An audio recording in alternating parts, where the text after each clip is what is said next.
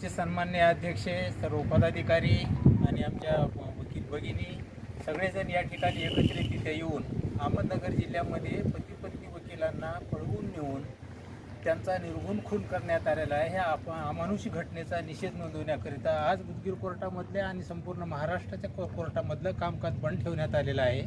एवढ्या प्रचंड प्रमाणामध्ये या घटनेचा निषेध नोंदवण्यात आलेला आहे. आम्ही सुद्धा या ठिकाणी निषेध नोंदवण्याच्या दृष्टिकोनातून आणि महाराष्ट्र सरकार व केंद्र सरकारला माननीय उपजिल्हाधिकारी यांच्यामार्फत एक निवेदन दिलेलं आहे. त्यामध्ये आताच आमच्या सन्माननीय अध्यक्षांनी सांगितल्याप्रमाणे वेगवेगळ्या मागण्याचं निवेदन आम्ही दिलेलं आहे. आज दिवसभर उदगीर शहरामधल्या कोर्टामधलं कुठलंही कामकाज आम्ही केलेलं नाही आणि सायंकाळपर्यंतही सुद्धा करणार नाही. आणि भविष्यामध्ये सुद्धा बार काउन्सिल उदगीर आणि bar council of Maharashtra and Goa या घटनेच्या मागे जातीने लक्ष देऊन जोपर्यंत त्या गुन्हेगारांना शिक्षा होणार नाही तोपर्यंत बार काउन्सिल आणि वकील संघ स्वस्थ बसणार नाही, असं मी आपणाला सर्वांच्या वतीने या ठिकाणी आश्वासित करतो. धन्यवाद. राहुरी येथे घडलेल्या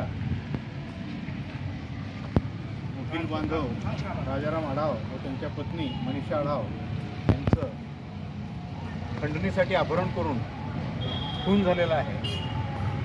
या दुर्घटनेबद्दल, या दुष्कृत्याबद्दल वकील संघ उदगीरच्या वतीनं एक निवेदन देण्यात आलं. त्याच्यामध्ये सदरील घटनेची CID मार्फत तपास व्हावा, संबंधित प्रकरण फास्ट ट्रॅक कोर्टात चालवण्यात यावं, सदरील पीडित व्यक्तींना उज्ज्वल निकमसारख्या ज्येष्ठ विधिज्ञ काम पाहण्यासाठी द्यावेत.